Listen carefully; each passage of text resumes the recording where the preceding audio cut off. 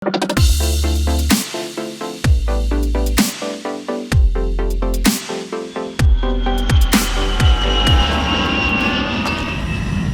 लोगोफोर आंनि YouTube चेनेलाव खनसेबाव बरायबावबाय दायो नै आङो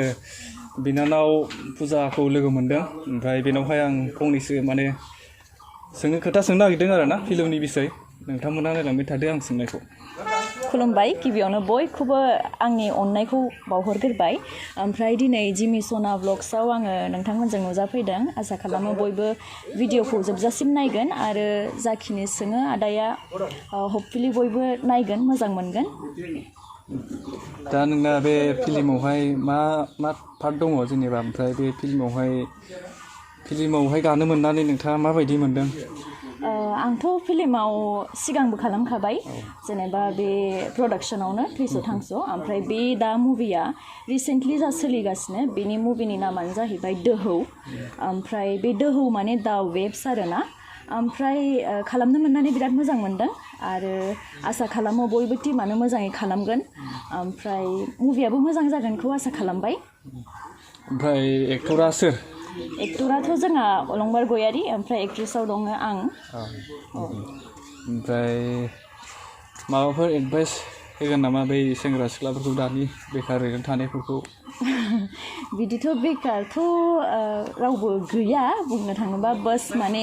एसे आइडियाफोर गैयिनि थाखायनो बयबो न' सिङावनो हाबना थासोनाय जायो आरोना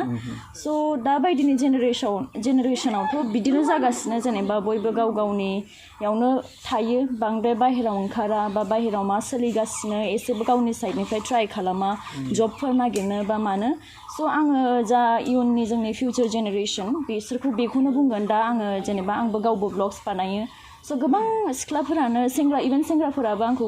कमेन्ट खालामहरो इन्स्टाग्रामाव पार्सनेलि मेसेज खालामहरो जे आब' केबिन क्रुखौ बोरै मा खालामनांगौ कर्स लानांगौ आरो मेक्सिमाम मानसिफोरा बेखौ सानो जे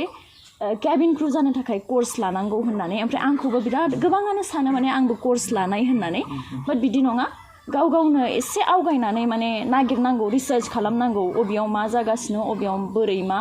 ओमफ्राय आंबो बिदिनो गावनि साइडनिफ्राय सेस्था खालामनानैसो बिदि इन्टारभिउखौ होनानै क्रेक खालामनानै दिनै केबिन क्रु जानो हादों नालाय दा गोबाङानो बिदि जानो लुगैयो स' बेखौनो बुंगोन नोंथांमोनाबो जाय जानो गोसो नोंथांमोना एसे रिसार्च खालामनानै इन्टारभिउखौ होबानो जाबाय आरो आं बेखौबो बुंगोन जे कर्स लानाया मेन्डेटरि नङा जुदि खालामनो गोसोथारबा नोंथांमोना डाइरेक्ट इन्टारभिउखौनो होनो हागोन बिकज कर्स खालामबा मा जायो अबभियासलि 2 लाख 3 लाखा थांखायो एडमिसनावनो ओमफ्राय थानाय जानाय लोंनाय बेफोरनि खरसाया एक्सट्रा थायो थ' बिमा बिफायाबो बिराद खस्थ' खालामनानै बेफोर फैसाखौ जमायो नङा होमबा ओमफ्राय दा बिदि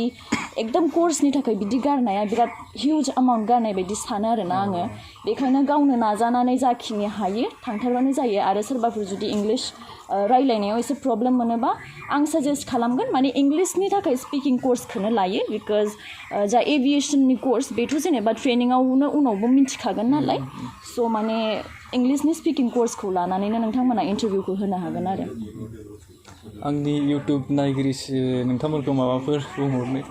अबभियासलि दिनै आङो बे जिमि सना ब्लग्सआव फैनानै बिराद गोजोननो मोनदों स' नोंथांमोना बिथांनि चेनेलखौ सापर्ट खालामना होबानो जाबाय बिथाङा दा गोदान खोमा ना औ स' गोदानसो स' नोंथांमोना बयबो बिदिनो सापर्ट खालामलायदो अब्लासो जौगानो हागोन गावजों गाव सापर्ट खालामाबा बोरै मा जानो ना स' आङो आंनि चेनेलावबो एसे ब्लग्सफोर बानायबाय थागोन आरो बिथांनि चेनेलाव दा फैगौ दोहौ मुभिनि गासिबो बिहाइन्ड द सिन्सफोरखौ एसे नुनो मोनगोन स' नोंथांमोना नायलांदो सापर्ट खालामलांदो बेखिनियानोसै दे गोजोननाय थाबाय थेंक इउ स' माच